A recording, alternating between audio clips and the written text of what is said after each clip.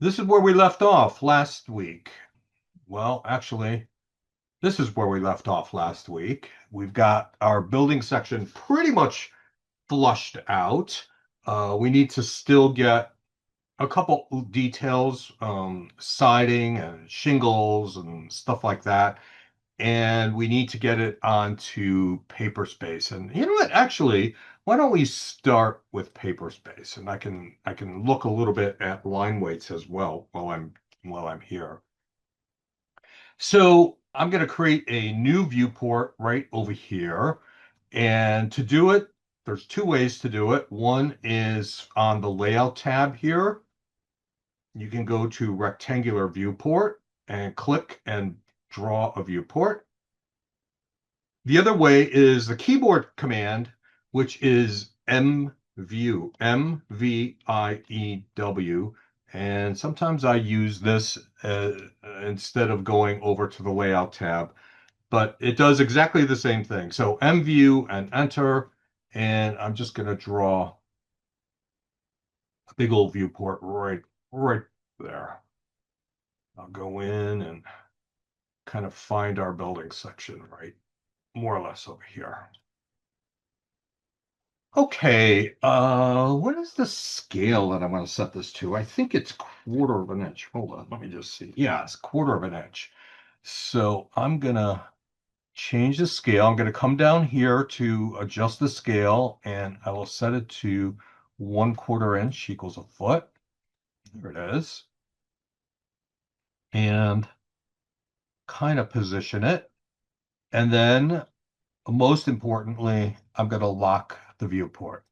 Once I lock the viewport, later on, when I'm zooming in and out within that viewport and putting dimensions on and annotation notes and stuff like that, I don't have to worry about the scale of the viewport changing and then the sizes of the dimensions change and all of that annoying stuff that happens when the viewport isn't locked. So trying to make a point of locking the viewport. Let me also, I'm going to go into Paperspace and put this viewport on my viewports layer.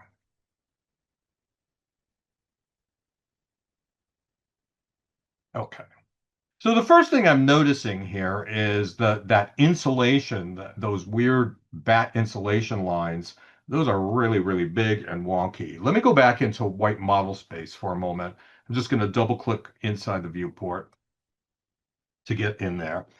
And let me regenerate my drawing. Sometimes when you regenerate, AutoCAD redoes all of its math and draws it correctly. So regen, REGEN, and enter. And oh, there it actually, I think it worked. Well, it worked up here, but it didn't work here. So let me type regen again. Sometimes you have to do it 2 or 3 or 4 times before AutoCAD gets the message and does it correctly. So, all right. I have this on Paperspace, and I'm gonna do a plot preview, I think. So to do plot preview, I happen to have a plot preview button up here at the top of my screen. If you don't have that, there is a little fly out or fly down here, and you can't, if you check plot preview, it will come up here. But if you don't want to use plot preview, you can always just use plot and then click on preview down here. They both do exactly the same thing. All right, so let me zoom in here and let's see what I've got going on here. Whoa. All right, so I have some really, really thick, heavy lines here. I've got I want these lines around the perimeter to be heavy, but boy, those are really heavy. This on the inside that looks good, and actually these lines don't look too bad, but this is really heavy. So let's play with this and see if we can't correct this. There's two ways that I can do this. Let me get out of my plot preview here. There's two ways I can do this. One, I can go in and let's see what layer is this purple. I'm on my extra heavy layer, and I could change this to like heavy instead of extra heavy, and that would be fine. It's a little bit arduous to go and find every extra heavy line and change it to to another layer, put it on another layer. But I think what I'm going to do is I'm going to play with my line weights in my layer properties. So let's try it. I'm going to open up my layer properties here, and I'm going to find my extra heavy layer, A detail extra heavy, and let me expand this a little bit here. Bear with me.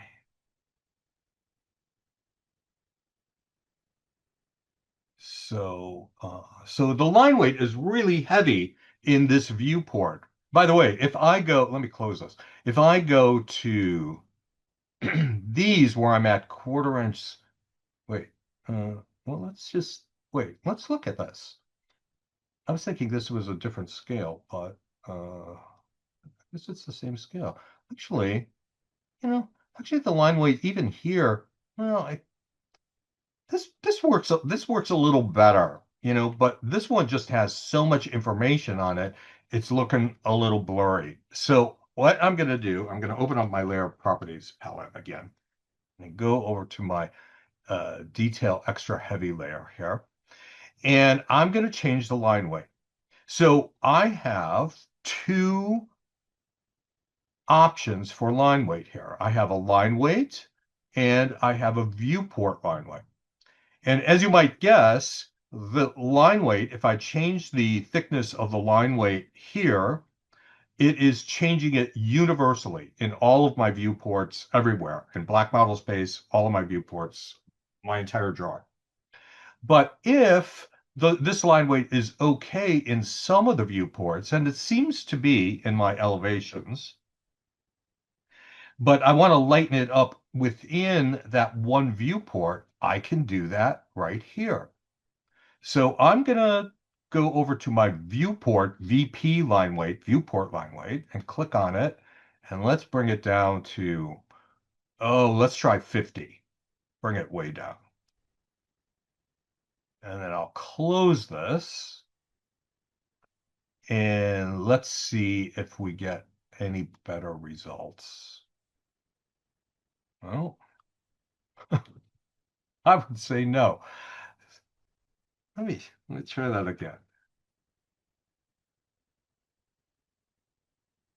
Oh, for some reason, I don't know why. Okay, maybe what I wasn't doing was I wasn't within the viewport. So that's my bad. Okay, so I want to go in the viewport. So I'm in white model space. Now I think, let's hope I can make changes to the line weight. So let me open up my layers properties. And the keyboard, in case you don't know or have forgotten, is LA. That opens up my layer properties. Or of course, you can click up here on the button over here. Okay, so A detail extra heavy, and let me go over to the viewport line weight, and let's set it to 50.5. So the regular line weight is still at 70.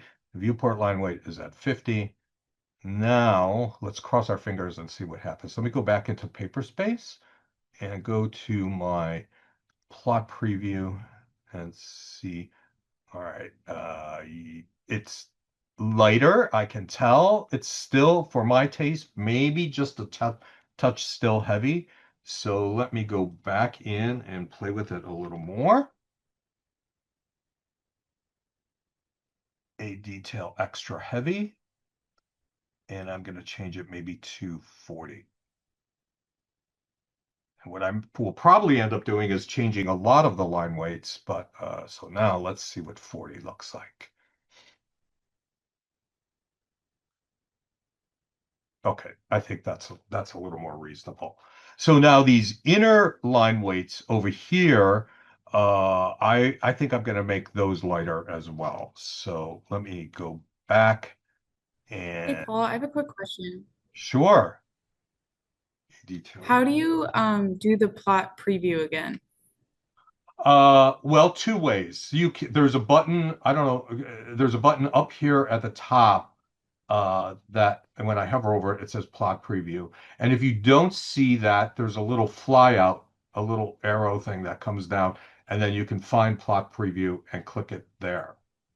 But if that isn't working for you, you can just use the regular plain old plot button. I'm going to continue to plot a single sheet here. And then, mine is already all set. Hopefully yours is too, just for AutoCAD PDF. And then you, in the lower left-hand corner, you can go to preview and you should be able to see it that way. Okay, thank you. That help? Yeah, sure. Okay, so my detail light layer, I think I need to lighten up a little bit as well. So I'm going to go through the same process. I'll go into white model space, double click in there, open up my layer properties, and that was a detail light. And I'm going to come in and mine's at 0.2. I'll bring it down to 0.15. Let's try that. And then let me do a plot preview. And I'm starting to see some delineation between lines here. That could be even a little bit lighter, but I'll leave that. I think see this is definitely um pretty heavy. I think over here what I'm gonna I think I might change this to extra light here.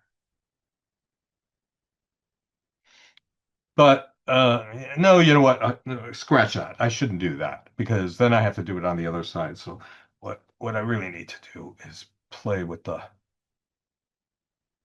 line weights here. Maybe I'll make it 0.13. So, and yours may actually read better than mine, but just take a look at them and try if you can. I don't know. It almost looks like I'm making it worse.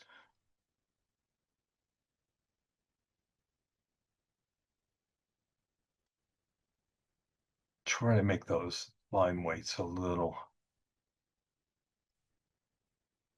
I mean, putting it at 0.09 now.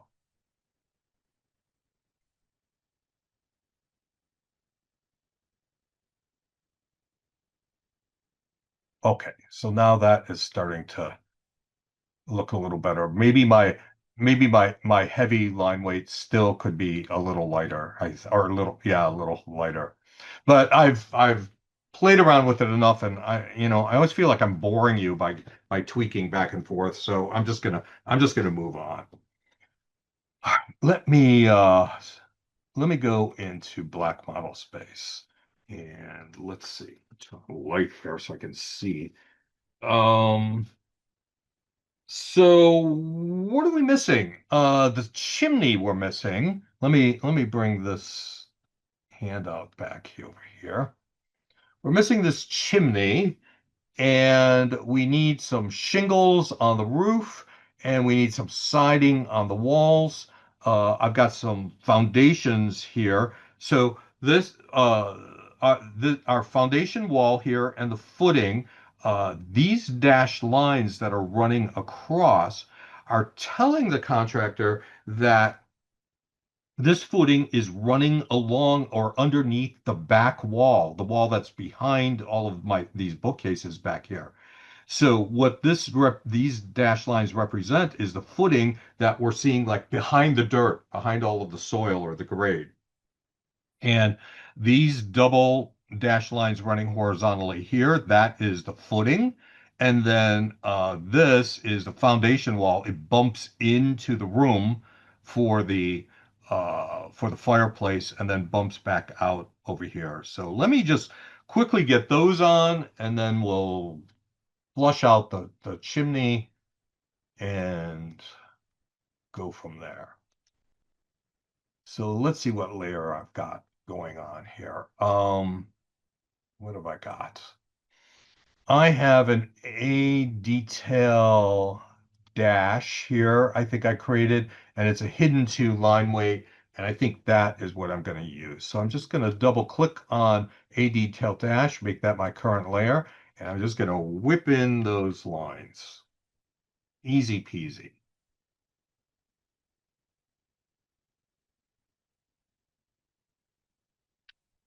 And then if you look at the floor plan here, so the foundation wall, here's the side wall. The foundation wall is coming up, right? And then it's going out this way to the left. And then when it gets to the fireplace, it jogs in and then goes back to the wall. And it also jogs out to so that the entire fireplace is supported. So we're going to draw a little vertical line over here and over here to represent the jog in, the part where it's jogging in. And it happens right at the edge or the corners of the fireplace. So the fireplace corner is here. And I'm just going to O track down to the let me zoom in and so I can do it a little better. And I'll just O track down to the bottom of the floor slab and then go straight down to the footing. Or if you wanted to do the lazy person's way, you could just go here and then trim this piece out here. But what we don't want is we don't want that line to come up over the footing here or over the floor slab. Okay, so then there is a little footing that comes across as well. And if I remember correctly, that was 6 inches. Let me just make sure. Yeah. Oh, it's 4 inches. So I'm just going to go over 4 inches and then go down for the footing. So I'll just use my line tool. I'm just going to O track over 4 inches and then go straight down. And I'll do the same thing on this side. Or, if you were really clever, you would just do one side and then draw these lines on the other side. You could do it that way too. Okay, good. That looks fine. Okay, so let's look at the siding. So I'm going to zoom in over here. And let me think about my line weights here because these line weights I think, are just a little bit heavy, this extra heavy.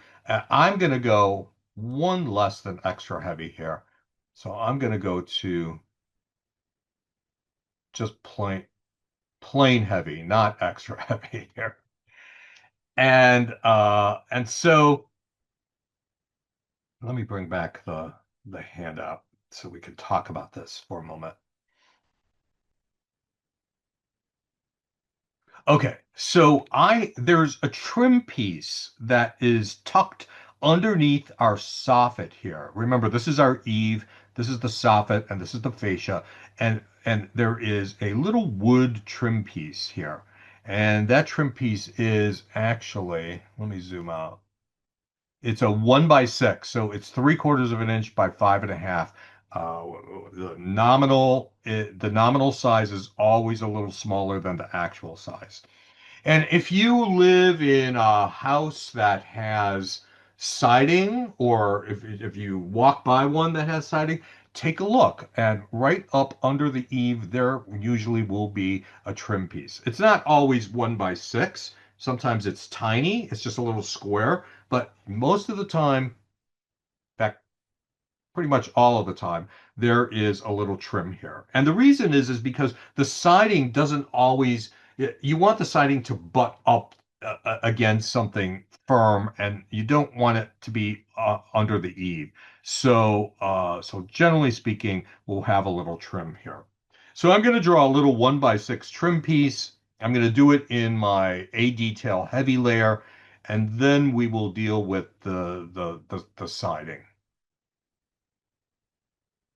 So 1x6, I'm going to use my rectangle tool. And 1x6, 1 inch nominally is 3/4 of an inch. So you could do 3/4 or 0.75.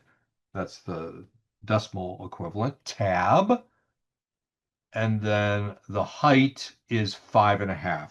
So I'm just going to type 5.5. And if you want to double check your work, as I always recommend you do, make, there it is, 5.5 high by 3/4 wide. Perfect. So now I'm going to move this guy right to this corner right here. That right at that inside corner, right where the soffit meets the wall. I'm going to tuck this under. Okay, good. So now let's draw the siding. The siding is a bunch of slats and on the handout, the siding is 5 inches high and comes out a 1/2 inch. Now, this line here, this is actually on a slight angle. So this is not 5 inches. The 5 inches is the vertical from this corner right here, or this end of this line, and the top of this line here. That's 5 inches. So what I'm going to do is I'm going to draw a little triangle, and then I'll erase the vertical one. I'll just come down 5 over a half, and then come back to my starting point and I'll have one little slat of my siding. So 5 inches down, 1/2 inch to the right, and then I'll come back to my starting point. There it is. And then I'm going to just erase that vertical piece because all I really want are these two. Okay, good. So now let's put it into place. So I'm going to move this and I'm going to move it so that the top of the siding, let me turn off my ortho here. The top of the siding is right at the midpoint of that trim piece that I just drew, that rectangular trim piece. So it's just going to come down like this. So the siding isn't going to quite touch our sheathing. This was our sheathing of our wall. It's just going to come like this. Now, I could copy this down, boop, boop, boop, boop, boop, boop, but I'm gonna use an array because why not? It's easier and faster, at least I think it is. So I'll use a rectangular array here, and I'll select for my array items, my siding. I'm done selecting my objects. I'll just hit my space bar or enter key. And AutoCAD has created a little array for me. And it has 3 rows of siding, 1, 2, 3. And it has 1, 2, 3, 4 columns of siding. And sure enough, if I look up here at the menu up at the top, 4 columns and 3 rows. So how many columns do I want? Well, I don't want it doubled or quadrupled out this way. I only want 1 row of siding. So I could come over here and type 1, and now I have only 1 row of siding. But let me just show you, there's another way to do it, and that is with these little grips over here. If I hover over this grip, it says 4 columns, and sure enough, there are. There's 1, 2, 3, 4 vertical columns of siding. And if I just click on this grip and drag my mouse, look at that. Now I have one row of siding. Whoop. Well, if I keep going this way, I've got a lot, but I just want 1 row of siding. So there, I've solved that problem. Now I have 2 more. One, the distance between each of these rows of siding there's a big gap in between each of them. And the other problem is it's going up into my soffit, and I want it to come down all the way to the ground. So let's do one thing at a time. First, let's change the gap. So between each row of siding, I have 7.5 inches, and if I remember correctly, the height of each one of these was 5. So I'm going to change this to 5. There, now they're lining all up next to each other. Very nice. And now I can estimate how many rows I need. Right now there's three, right? One, two, three. And they're going up in the other direction, so I would need negative rows or something like that. But what I'm going to do is I'm going to grab this grip. It says 3 rows, left click, and I'm going to see if I can't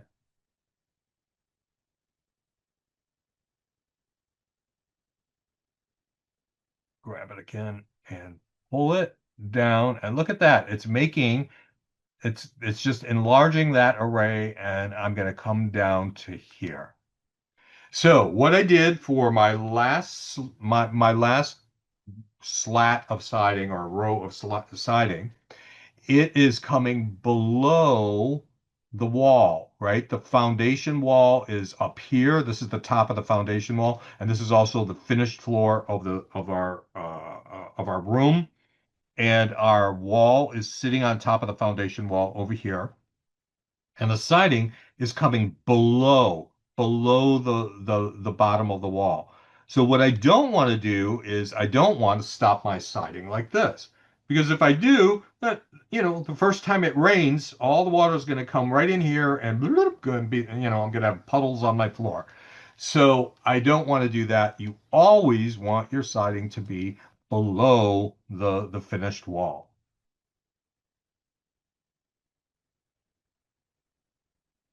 Okay, good.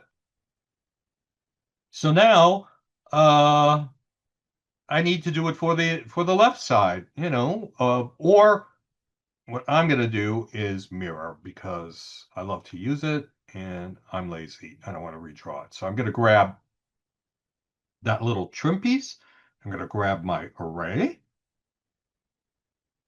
And for my mirror line, I'm just going to choose the midpoint there or here or wherever the midpoint is or wherever it makes you happy. And I'm just going to come down, erase source objects, no thank you. And I'll check my work over here and look at that. Perfect.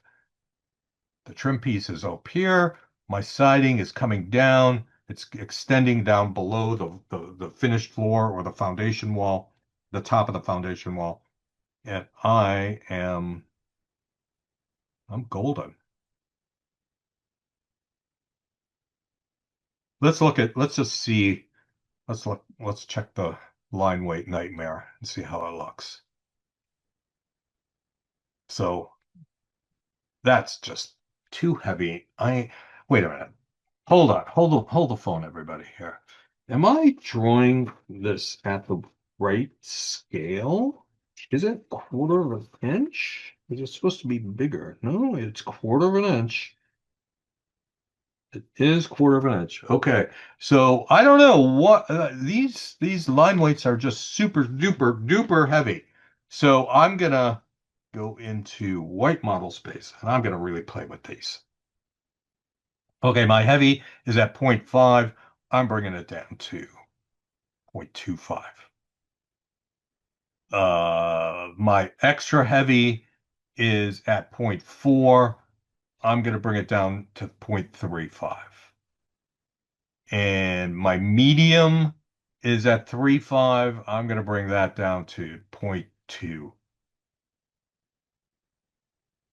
So I'm really, really reducing these. Where's my insulation? My insulation is at 0.2. I'm going to put that all the way down to 0.09. I generally don't like going below 0.09 because depending on the printer, some printer, I know this is weird, zero, but if I go to 0.05 on some printers, it won't print. So I try to limit to 0.09. So, okay, so I really played with these. Let's hope that this looks a little more legible. Yeah. Yes, it does. Okay, so look. So I'm seeing the siding. It's heavy, so it's marking the outside of my building. And I'm seeing this line here. This is marking the inside of my building. I can see the thickness of the drywall over here.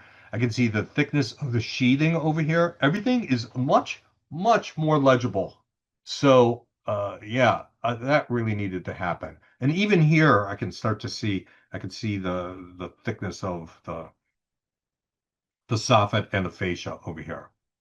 All right, good. I'm happy. So let's get in our shingles. So our shingles are going to be 8 inches long. And let me go back to here and zoom way in on them. Oh, I've got a gutter here I got to put in too. Okay, so the shingles are here. And you can see that graphically, these shingles would be nailed down or screwed into the roofing. This is the plywood actual roof sheathing here. But the shingles are these short little lines. They're 8 inches long, these little lines. And I'm showing them floating above the actual sheathing here. And the reason is that graphically it reads better. I can if these are actually on top of uh that line, it starts to look messy and confusing. Just like these here, they're like floating away from the sheathing over here graphically. So just a hair, just so that visually it reads better. So also, so this is one shingle. And this next shingle is on top of the other shingle. And the reason is it's overlapping and it's sitting on top of it a little bit. And the reason is that when it's raining, when the rain is coming down, the rain comes down and then continues down all the way down to our gutter. And if I have them just butted up next to each other, then the rain will, I'm telling you, water, it finds a way. The water will come through here and it'll soak through our sheathing and then come in. And then next thing you know, we have drips on our ceiling. So that is why when roofers are putting shingles on, they start at the bottom and then the next one goes on top and it overlaps that row and then next row and next row. So we're going to draw this that same way. So the other thing to notice is that the way I have this drawn so that we can get this overlap is that the little gap that I have here between the sheathing right here and the actual shingle is, about that much. But if you look at this end, the gap is much wider. Not much wider, but it's wider. And that is what's going to help us to be able to overlap these. So when I draw this, I'm going to draw this away from the sheathing over here, a small amount, and then a little more over on this amount. Probably talking about it takes more time than actually doing it. So I'm on my A detail layer, heavy layer. I'm going to go to my line tool and I'm going to turn my ortho off because I want to draw on an angle here. And I'm not going to be too careful because I can place it later, but I'm just going to start here and I'm going to pull out about 8 inches. I'm going to type in 8 inches. So there is my shingle. So it's not exactly in the right place, but so I'm going to move it. And if you drew your shingle and it came in like this or, something else, don't worry about it because you can just, once you have it placed, you can move it, you can tweak it. So I'm moving it so that the bottom of the shingle is more or less right at the end of the roof, right? Right. It's just going a little bit over the fascia here, so that when the rain comes down, boom, it comes down. Now, in actuality, this will be flat, so that water won't come up here. And there'll also be flashing underneath this, but this is not an architectural detailing class, so I'm not gonna get into it with you, but I can't turn it off. Um, so there is, so that I have my 8 inch shingle. It's away from the sheathing. This yellow, this double line is the sheathing or the roofing, and it's a small distance over here and a larger distance over here. Okay, got it. Done. So now I need a whole bunch more shingles going up. Well, just like I did with the siding, I'm going to do an array. So I can't do a rectangular array because a rectangular array, just like this, does lines them up vertically. And I want to run my shingles along this path right here, this angled line right here. So there is yet another kind of array, and that we haven't talked about. We've talked about polar arrays, we've talked about rectangular arrays, but there is a path array. And a path array allows me to array along a path. What is a path? A path is a line. It can be an arc. It can be a polyline that is curved, U-shaped or S-shaped or whatever it is. And AutoCAD will follow whatever path that I want it to.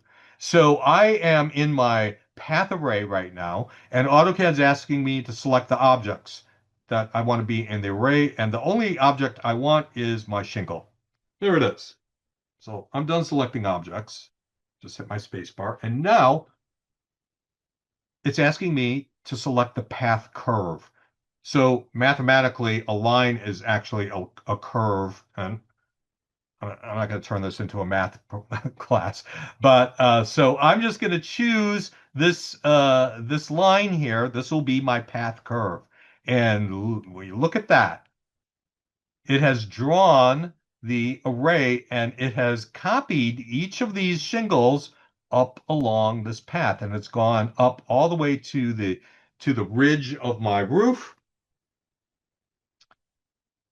The only thing that is wonky, of course, is that there's a huge gap here, and I want my shingles to overlap.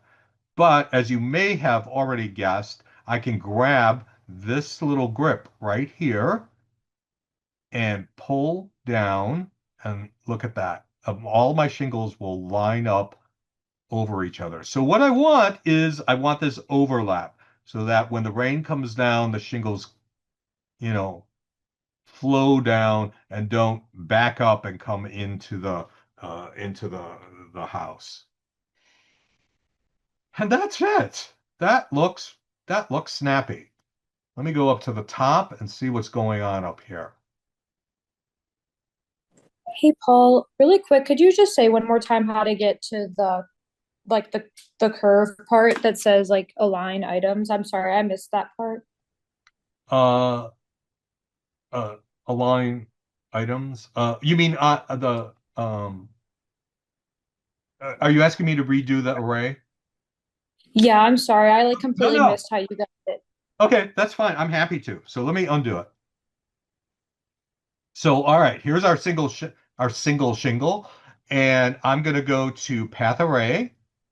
And if you don't, so path array, if you click on this little down arrow here, there's three different kinds of arrays, and path array is right here in the middle. So select that, and then AutoCAD is asking me to select the object. What are the objects I want in my array? So I will just select this one shingle. That's it. So I'll just hit my space bar to get out of it. And now it's asking for the path curve. And the path curve is actually this straight line, this line right here. So I'll just click on it, and boom, it has drawn my array. Does that work for you? Yes, it did. Thank you so much. You're more than welcome. Okay, so now I want to get my shingles so that they overlap. So I'm just going to grab this grip right here and just pull it down. And you can see all of the shingles are pulling in the same amount. And there I have them overlapping just the way I want them. So now I've got this top shingle is sticking out, but we'll deal with that in a minute. What I want to do though, is the same thing I did with the siding, and that is to mirror this. So let me close my array. I'm in my array thing here, and let me go to mirror, and I'm just going to quickly mirror these shingles. Turn my ortho on. And let me just double check. Yep, look at that. Coming down right down. That looks lovely. Okay, the only issue here is we've got these two wonky shingles here that are extending up. So I am going to erase them. So I'm going to erase this shingle and I will erase this shingle in a minute. But just thinking ahead, when I erase these shingles, then I'm just going to have empty, plywood roofing here, and the rain is going to come in and, come down into my house. So what normally happens at the very top of the roof is there is a ridge piece that gets installed up here. And what I'm going to do is with my line tool, or I think maybe I'll use a poly. No, I'll use polyline line or polyline, it doesn't matter. I'm just going to kind of trace this angle here that is going to be my ridge line. Let me turn my ortho off here just so you can follow. So I'm just going to go here and here. So I drew this little polyline here, and that is going to be a ridge piece that's going to protect the rain. So when the rain comes down, it hits the ridge piece and then goes down to the next shingle, all the way down. So that'll be there. And then when I want to delete this shingle, I'll still have the ridge piece and I'll be fine. So to delete this, all I need to, so what all I'm doing is I'm selecting the array. Okay, I've just clicked on the array. And I'm going to hold down my control key and then click on this offending shingle. And you can see that it has highlighted that shingle, but none of the other shingles have highlighted. And I can just hit my delete key and boom, it's gone. So let me do it again with the other one. Just select the array, hold down my control key. And by the way, it doesn't have to be this end one. I could like delete this one or, so if ever you have an array and you want to delete like one specific shingle, or you've got an array of chairs or something and you want to delete one specific instance of that array, hold your control key down, click on that one offending instance, and then hit your delete key, and it's gone forever. So there's my roof. I'm happy. Let's draw let's draw a gutter. So I have in my notes, I don't think I have it on the handout, and I really, really need to put it in there. But I have on my handout a gutter, and if you just follow along, I think the top of the gutter is going to be 4 inches wide. So let me put on my ortho. So I'm going to just draw a line 4 inches to the left. And then the gutter is going to go down 3 inches. And then it's going to go to the right 3 inches. And then I'm going to have a little curly, a little. I mean, you've seen gutters. Often they're curved at the front, sort of like an OG type shape.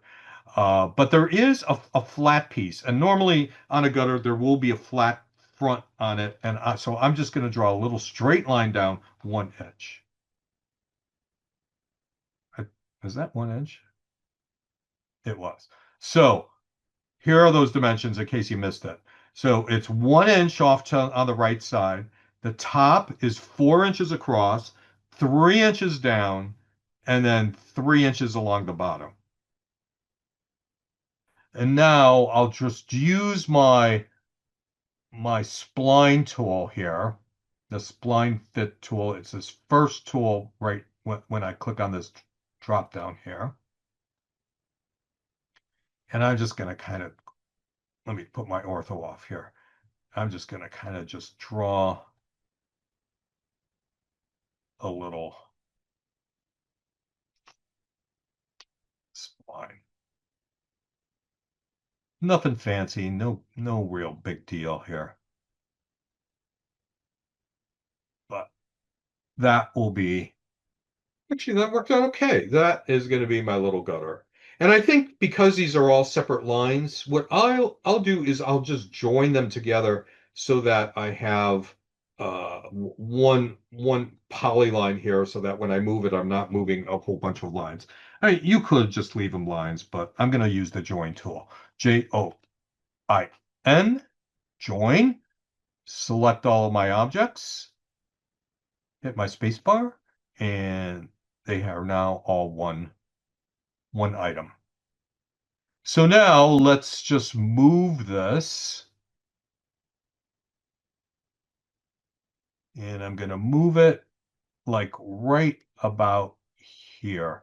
So I'm going like I've got parallel. I'm going to put my nearest on to get it to a point that I want exactly. So nearest allows me to pick a point anywhere on my line, not just a midpoint or perpendicular or an endpoint. Anywhere on that line I can snap to. So I'm just coming down a little bit here so that the water, when it comes down, bloop, it goes right into the gutter, and then the gutter, circles the fascia of the house, and then in one of the corners there's a downspout that comes through the bottom of the gutter and then comes down around the eave and then goes down, all the way to the ground. So let me mirror that on this side as well.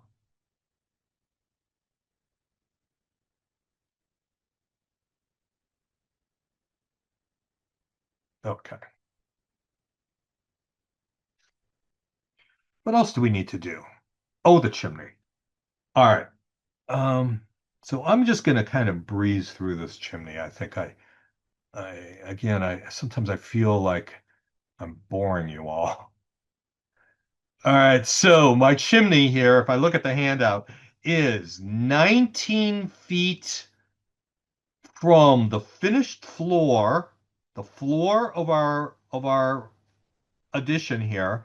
It's 19 feet up to the top of the chimney. And then there is this little trim, some stone trim. I assume this is little 2-inch trim that this is coming down an inch and then out an inch and down an inch. And then there's a flue. So this is the chimney here, and there's masonry around it. There's a hole in the middle of it, and the flue is a metal. Well, doesn't necessarily need to be metal. It can be brick, or it can be tile, clay tile too. But it comes down straight down, and then it connects with a opening in the top of the fireplace. So a lot of this stuff here is decorative, right? The chimney, and even this is mostly decorative. Really, the only functional part is, well, obviously the fireplace, and then this flue. That's really the important part. So there is a 9x6 chimney flue here. So I'll flush this out quickly here. So it's 19 feet up. Um, I don't know. How would you do it? You know what I'm going to do? I'm going to offset the floor up 19 feet, and then yeah.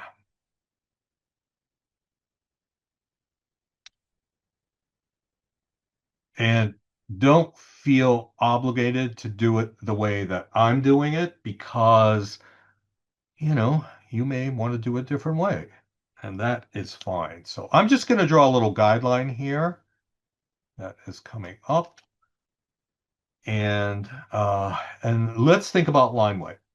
Okay, so let me look back at this. So all right, the building section, we're cutting through our roof here, and these are where our heavy lines are. This roof, this chimney is actually in the back, right? It's more or less on the same plane as this back here. So let's draw the chimney at the same line weight that we're drawing the chimney down here. And that will, I think that will be more accurate, correct. So while I'm here, I'm going to just do a quick match properties.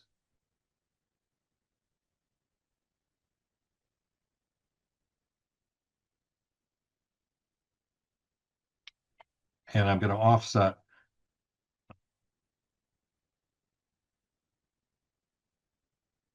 half of 5 feet. The width of this is 5 feet, so half of 5 feet this direction, half of 5 feet this direction. And this was just a little guideline that I drew, and I don't need that. I just drew that just for the heck of getting the center of the I want the chimney to be centered with the roof and the fireplace. So I'm just going to blow that away. And then I can fill it.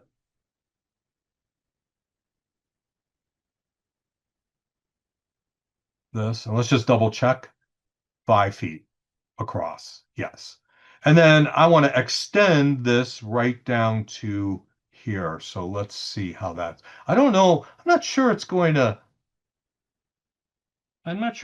extend to the array, but let's try. Oh, it did extend it to the array. So beautiful. So I'm in my trim tool. I like using my trim tool, and to extend, again, I hold shift down and extend it that way. All right, so I had there's a little trim here that's just 1 inch. It's just really tiny little uh, uh, chimney cap here. Actually, it's 2 inches, I think. Or it's 1 inch and 1 inch. And then this kind of extends out an inch. So I think I'll just do it this way. 1 inch, 1 inch, 1 inch. You could actually, what you could have done was you could have offset this an inch and then trimmed. But I mean, I know that you all know how to do this by now. Uh, so that's that. And then I'm going to do the same little cap on this side. You know what? I'll just mirror this.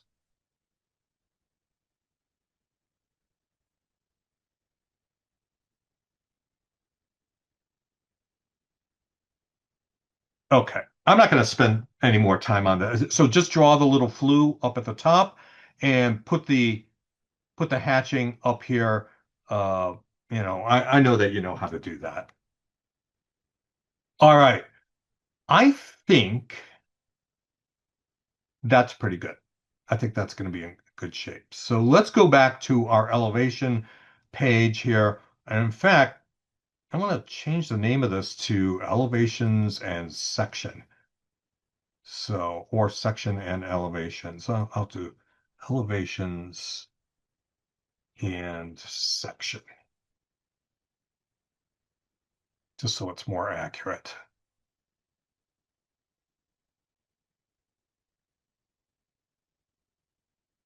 All right.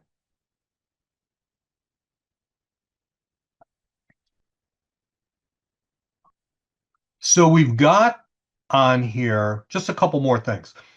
We've got if you look at the if you look at the example finished product sheet, what I've got, and for some reason, let me open it. I am not organized today, am I?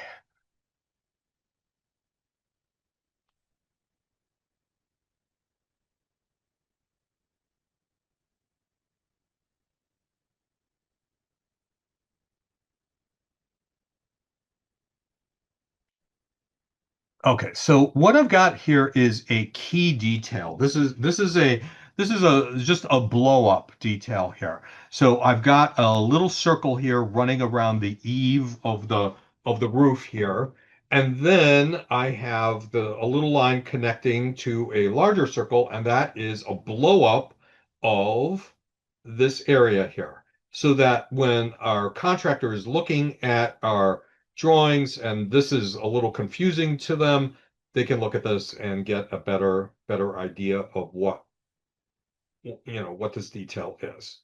So let's draw that. So let me minimize this. And I'm gonna start. So let me go figure out what layer I want to be on. And I think that I'm gonna do this on a Anno text. And I'm just gonna draw a little circle comme ça, just like that.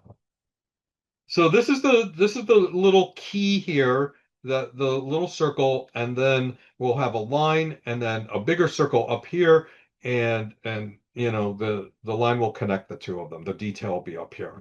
So let's draw the bigger circle. So I'm gonna go, Paul, a quick question. sure. Are we drawing the circles in white model space? Oh, what a great question. No, we're drawing the circles in paper space. Very, very good question. But no, draw them in paper space. Okay, thank you. Thank you for bringing that up. I completely forgot to mention that.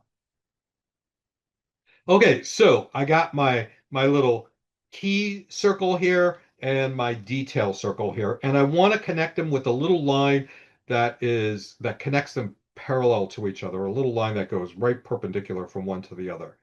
And the best way to do that is with your line tool. Start at the center of the big circle and then go down perpendicular to the other circle. There it is. You'll be able to get a perpendicular to the tiny circle. And then just trim out the middle part. So start at the center of the circle with your line tool. Just draw a line down that goes perpendicular to this circle, to the little one. And then just trim out the other part, just so you have this little connector that's connecting the little detail tag with the detail itself. Okay, so are we going to redraw this? No, obviously not.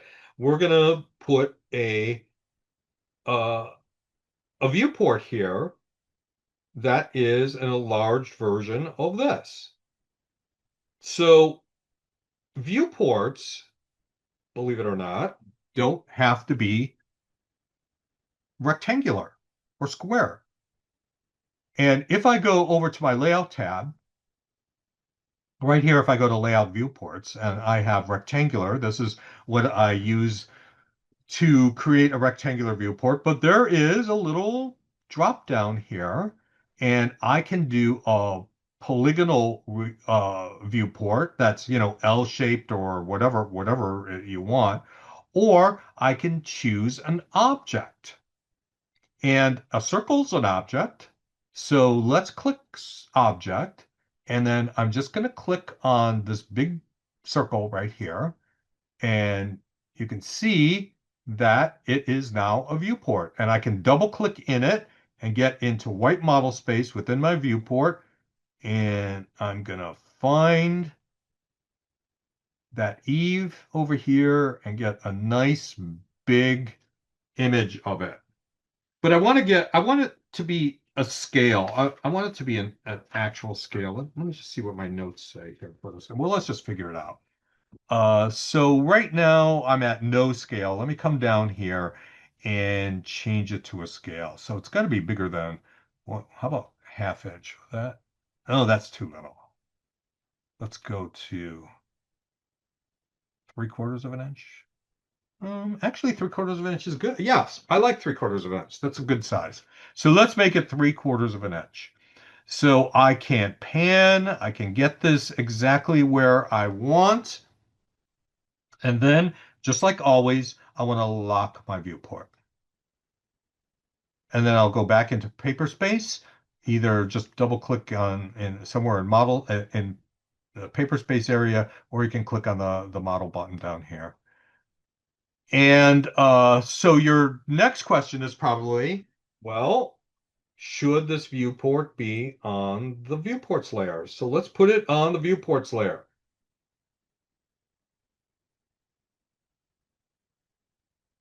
All right. So now my viewport is consistent with, well, all of my other viewports. It's on the viewports layer. And let's take a look at it and see how it looks in when we do a plot preview. And okay, well, actually, the line work looks good, although this looks really wonky. So I'll see if I can fix that. But I really would like to see the circle, right? And I'm not seeing the circle here because if you remember, viewports do not plot. We never when you're plotting, if your viewport is on the viewports layer, you won't see it. So let me get out of this. So this is one of the only instances that I will take this viewport and not have it on the viewports layer. And I'm going to put it back on my annotation layer. So I'm just putting on a anno text. And now if I do a plot preview, now I can see that. And actually that reads pretty well. So I know if I'm a contractor, okay, he's got a little circle around here, and there is the bigger blow up detail of it. Okay, good. Let's see if we can resolve this insulation.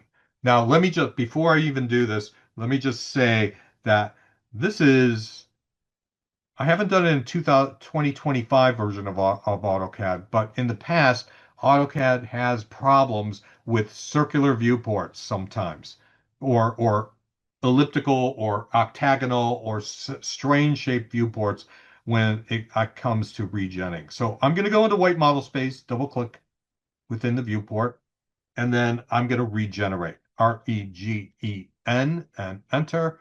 And well, it's showing a tiny. Let me regen again. REGEN. So it's being really, really stubborn. It's not going any bigger, and that is really annoying. So here's what I'm going to do. Because this looks wonky, I'm not going to show it. I'm not going to show the insulation. So I will, within this viewport, I will just take my insulation layer and freeze it. Let me go back into Paperspace, do another plot preview. I think that looks pretty snappy. I could have moved my viewport actually more over here.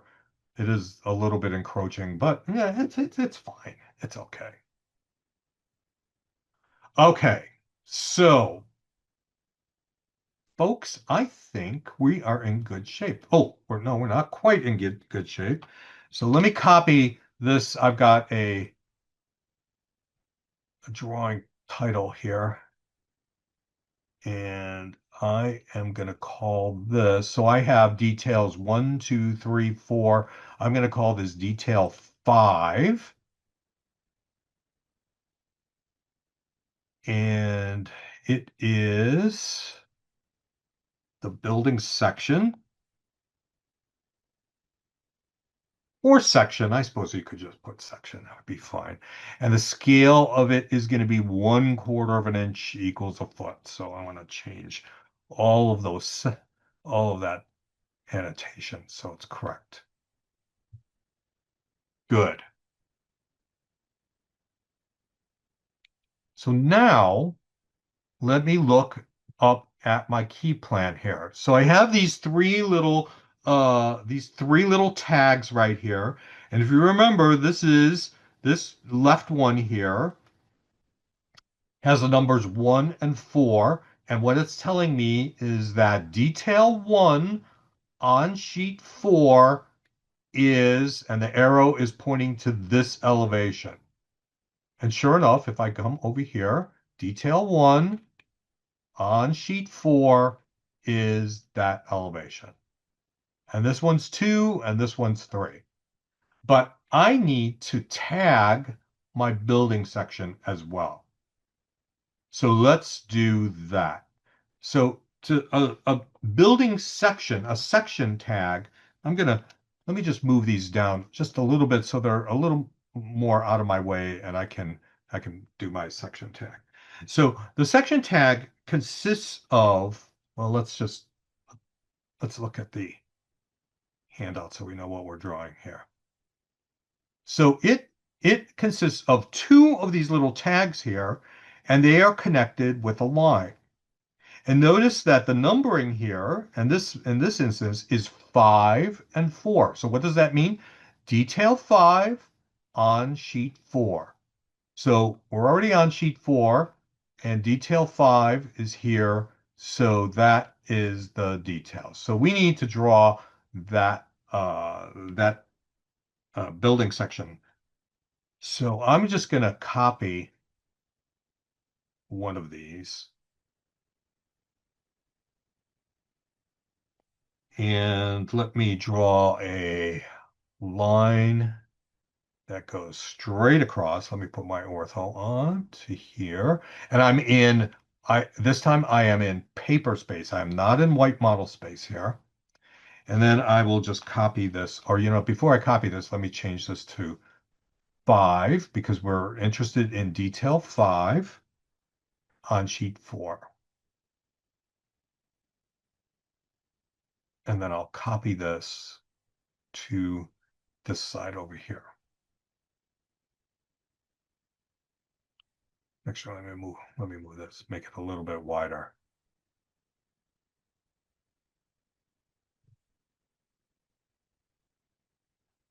So when I am looking at this building section, I'm looking at the drawing and I see two tags here connected by a line. I go, there's a building section, and it is detail 5 on sheet 4.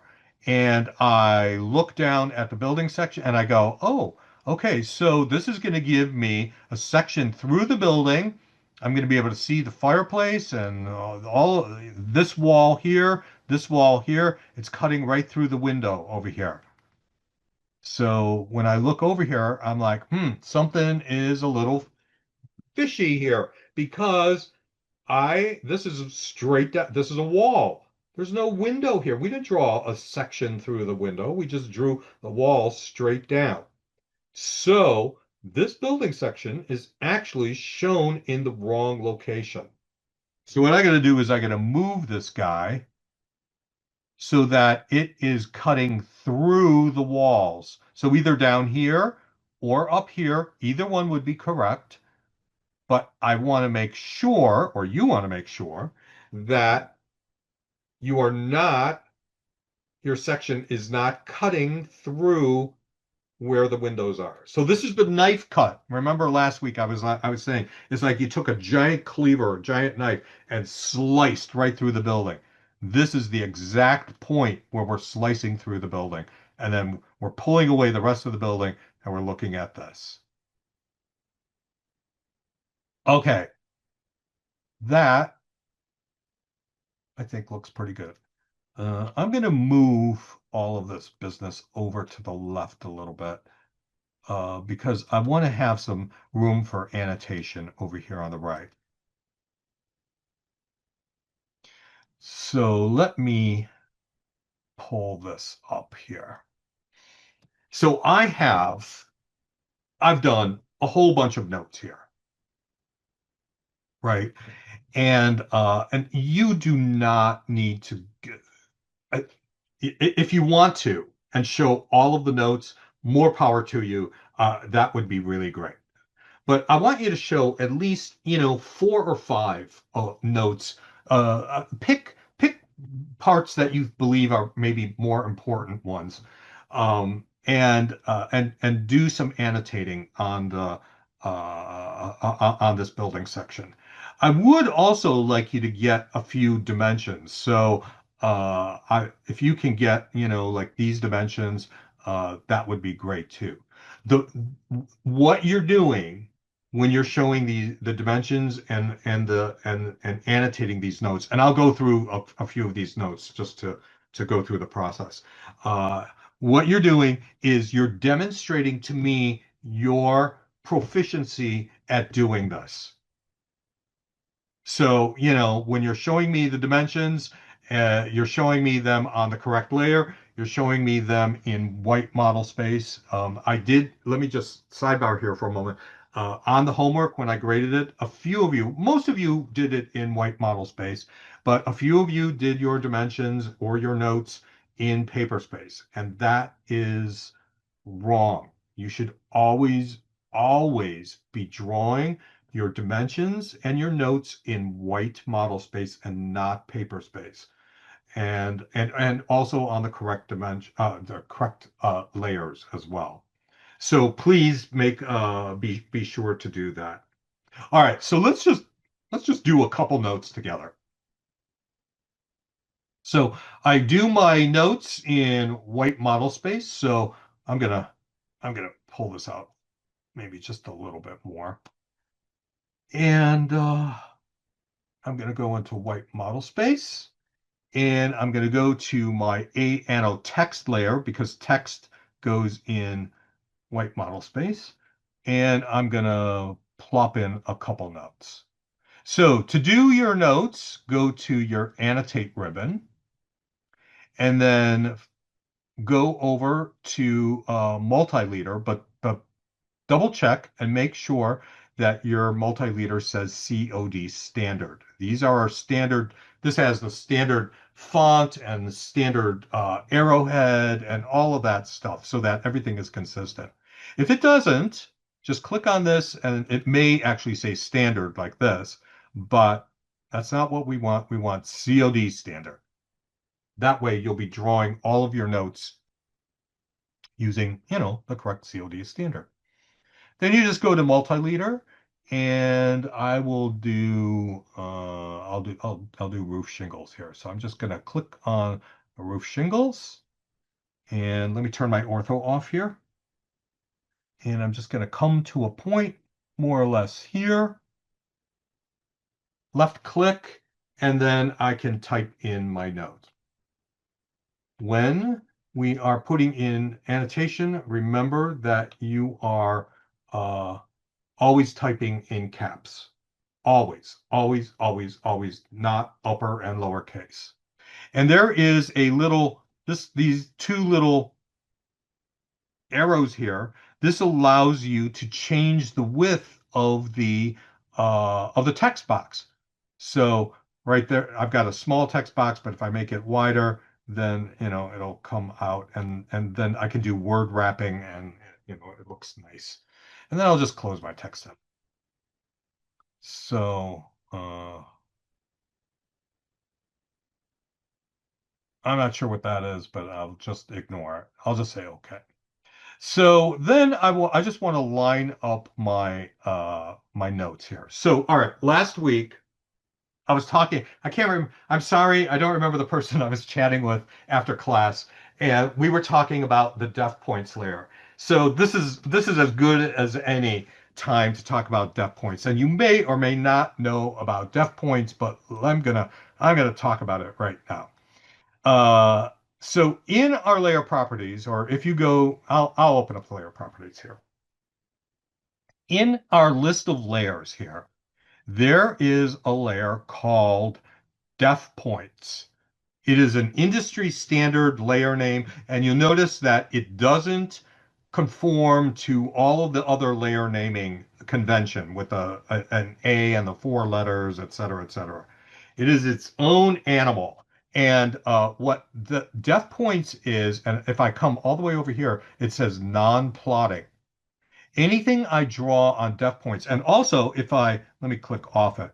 If you notice, the little printer here is kind of grayed out. So anything that I draw on def points doesn't get plotted. And it's great for drawing guidelines and center lines and all that kind of stuff.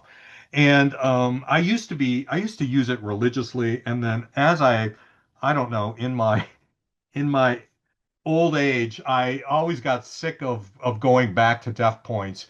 And so just like today, what I did when I I drew this chimney, right? I just drew a line and then I offset it and then I erased the line. But I could have drawn that line on def points and then offset it and then change these lines to, that A detail extra light. So def points it's a great tool. Many, many, many people use it. Many offices use it. I do use it. I do use it from time to time, but I don't use it quite as diligently as maybe I should. So the reason I'm bringing all of this up is because when you're putting in your text here, you want them all to neatly line up one above the next. And to do that really nicely, you can draw a guideline. And what I do, I usually will draw my first piece of text, and then I will draw a leader, or not a leader, but just a line straight down. And maybe I'll just extend it up because maybe I want text up above. And this is going to be my guideline that will help me line up all of my text. So let me put in another one. I'll just do, let me see what else here. Something that's a little longer. I'll do the 1/2 inch thick soffit and fascia. No, I'll do 2x6 roof joists. Okay, yeah.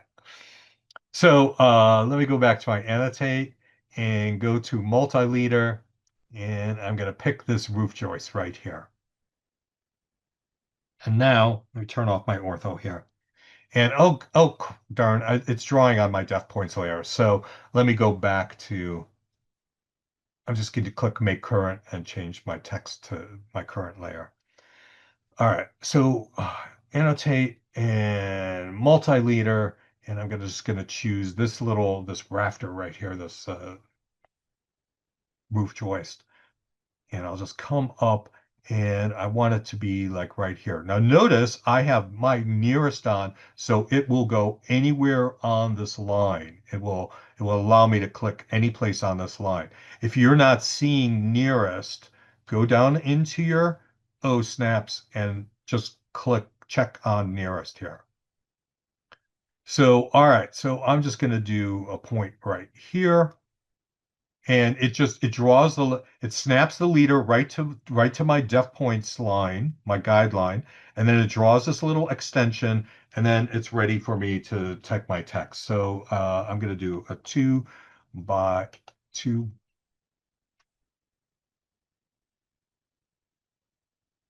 2x6 roof joist. And it's lining it, right up. So let me do my 1x6 trim piece here, multi-leader. And I'll go to the trim piece. I'll come down here.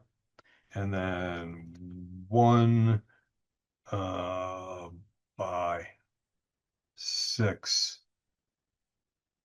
trim piece.